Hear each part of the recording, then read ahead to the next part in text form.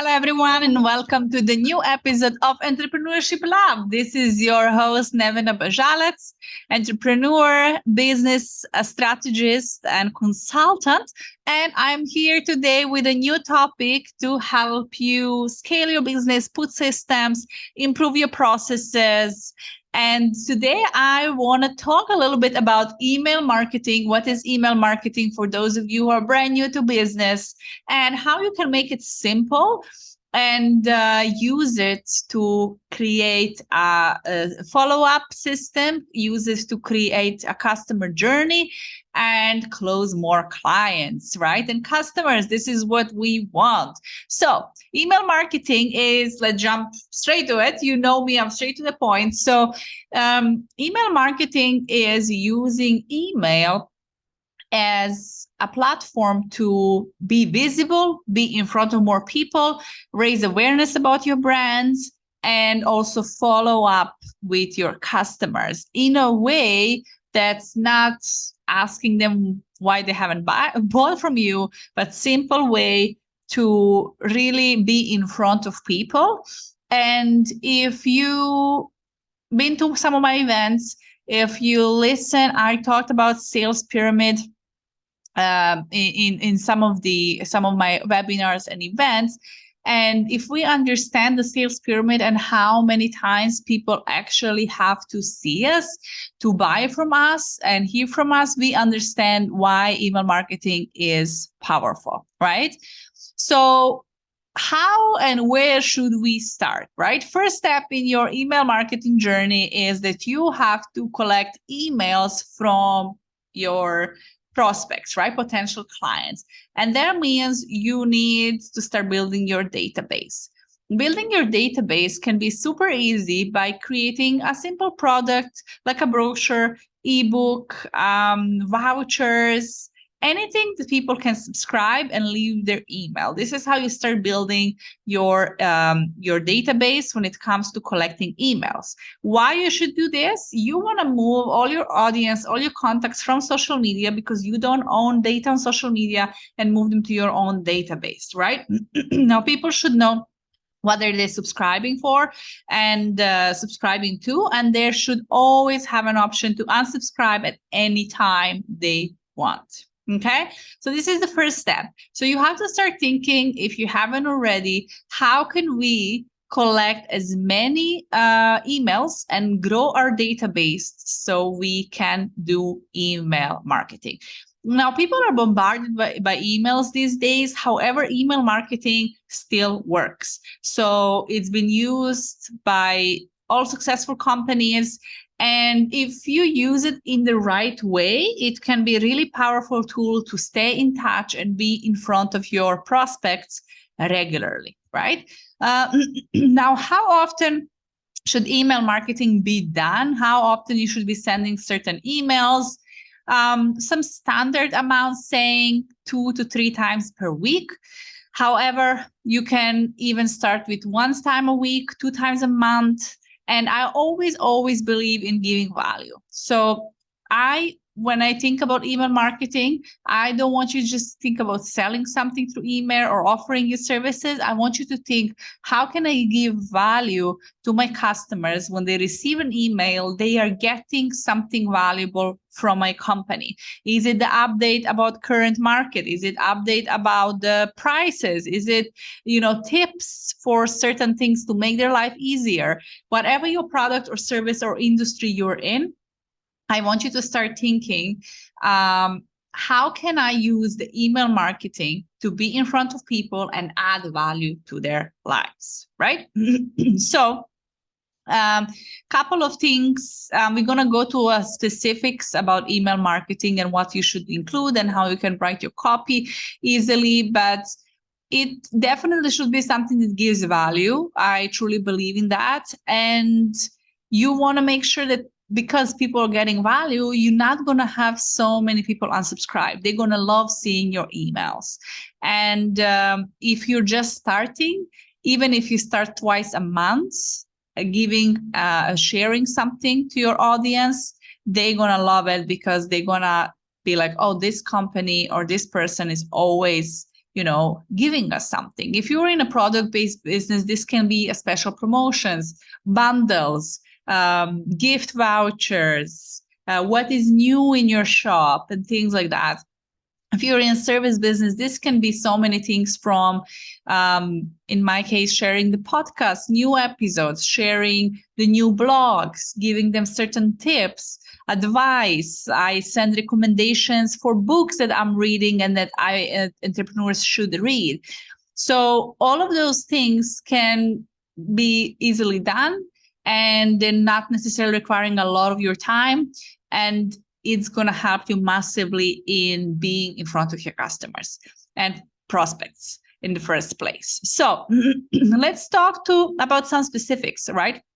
To do email marketing, you want to use some of the CRM platforms. You have very good paid platforms where you build your lists. You can separate your lists based on certain criteria, and then you can also schedule your emails, and they can go out at a specific time, specific date. There are certain platforms that are free of charge as well. Some have limits on how many subscribers you can have, but that is fine because you can start there, right? Depends where you are in your business and your journey. You can start with some simple tools, technical tools, especially if you don't have a big budget.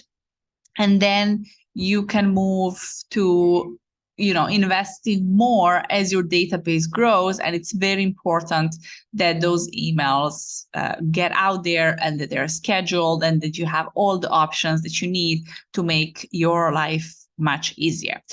When it comes to writing a specific copy, right? We want to make sure we have to start by writing a copy, right? There has to be some content in the email. And that content, to be honest, needs to give some value. It can include pictures, brochures. It can be just the text. A lot of people are sending just the text, which is absolutely fine. However, it can also have a link and call to action to it. So we can use it to either share something or get people to our website or get them to download certain things. So there are different variation. However, one of more important things than your actual copy is your subject. Okay, you need a hook title. And I remember at the beginning of my journey, I was so bombarded. I subscribed to so many personal development and coaches and different experts, and I was bombarded by emails. And a lot of people are upset when they are, on someone's email list. But if you're an entrepreneur, I want you to start changing your mindset. And instead of being upset or triggered, oh, I'm getting another email, think about it. What do I like about this approach? Or what is that I don't like about this approach? So if I open this email, what was the reason I opened it? Was it the hook? Did they wrote something that really caught my attention and I was ready? And I was like, oh, I have to read this. Or was it not interesting? So you just deleted the email without opening it. CRM tools that you're using will show you exactly how many people open your email. If there is a button, call to action, they have to click. It's going to show you how many people clicked on your email. And you're going to see, oh, what works. It's very important that you spend 10% of your time reflecting on your numbers in your business. And this includes your conversion rate. It includes the opening rate. How many people open my emails? Is it still working? Are people listening? Are they, reading it actually? And so on. So this is hook and title is actually the most important part, and you want to test different things. You also want to test and see different types of a day. Is it morning better or evening better? When do people open more? And what are my opening rates? And then you can see, okay, we're going to schedule emails in the morning, or we're going to schedule them in the afternoon based on our data and what is data telling us, right? Data is never lying. So you have to go back and assess and review all your data. So in this email, again, it can be something to simply give value. Also, your copy can have a call to action. Like I said, it doesn't necessarily have to be to buy your product or service or anything from you. On some occasions, it can. However, there can be a call to action for them to like or subscribe or download something. And this way, you are engaging with your audience. So you definitely want to test some of these in some of your emails. I don't recommend doing it in all emails. I believe that we should always give value first, right? But if you're doing, for example, events or webinars, or you have a podcast, you will then have call to action so people register or people listen and open your episode. Another tips is that we want to, one thing that's very important is we want to make sure we try to keep our emails out of the spam folder, because a lot of times emails will go out of spam folder. So you want to test and see again, how many people opened, is it in their spam? How many people are unsubscribing? Why? And then how can I change my approach to keep all my followers on my email list, right? So I'm someone who believes that things should be short. I think there should be a lot of bullet points. I want you to think, what are type of emails that grab your attention or that are easy to read? People these days have a couple of seconds. You only have a few seconds to grab their attention, and people not going to necessarily spend time. They might just scan the email. That's why you can put some photos in there, some buttons, some colors, sometimes to grab their attention. And you want to find a way to make it personal. And a good thing about a lot of CRM tools is that when you insert person name, when they receive the email, it's going to give their specific name. So when I receive emails I'm subscribed to, they say, "Hey, Nevena." So every time I open or receive an email, it sounds very personal.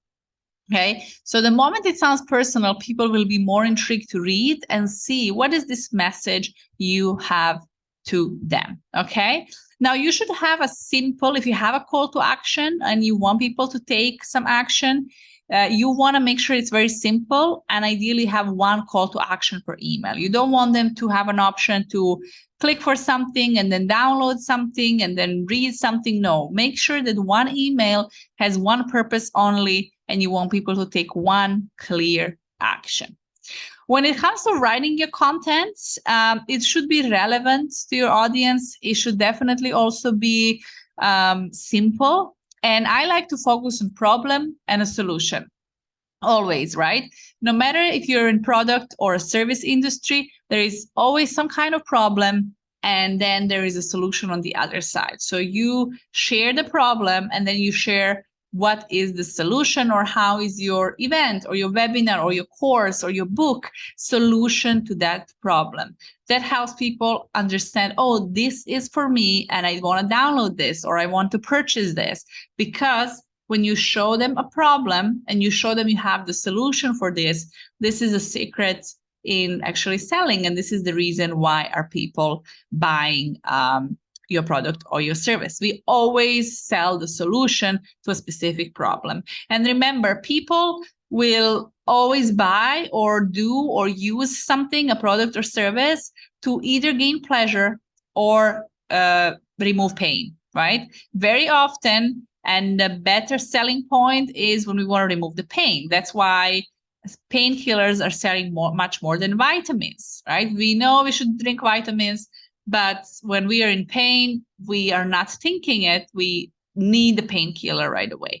So everything we do psychologically, going to the gym, eating specific food, buying creams, buying clothes, we are either solving a problem and we are doing it to either have pleasure. So I'm buying a dress that I like because it's pleasurable for me, or I have a big pain that tomorrow I have an important event and I really need a specific type of clothes or a specific shoes or a dress. So I have a big problem. It's a pain in a way, and I need to resolve that pain. So I need a painkiller. So I'm going to click and purchase and get the sale. So your product and service are always a solution to people's problems, but you have to understand, are the problem they're having, are they, the solution is actually helping them get pleasure, or it's helping them eliminate pain. So that's a little bit psychology behind the email marketing and things you can use in your copy. So I hope this was helpful for you. It's really, really the basics of email marketing. But I know that there are many things who think email marketing is scary. You maybe never done it, and you can do it yourself. You just have to think about the problems your customers have. You have to look into what's relevant in the market, what's happening in the market. How can I how can I really be out there? How can I give value? And what are the different things we can do and share? How is my company innovating? What will my customers love to hear and get? And if you're lacking ideas, go and speak with people. Speak with your previous customers, speak with your friends, interview, do a survey out there, and find out what is it that people would like to get to know in your industry, and then use that as a pillar for your content and a pillar of specific things that you're giving to your audience. I hope this was helpful. Make sure to subscribe. Make sure to download this episode. Give us some likes and hearts and share it with people so they can benefit as well. And continue listening. Thank you for being here. I'm really grateful and for all the following and all the comments I'm getting. And I'm always trying my best to give as much value as possible. So thank you from my heart. And I'm excited to bring you more good content all the time. So stay tuned, and I will see you in the next episode. Bye-bye.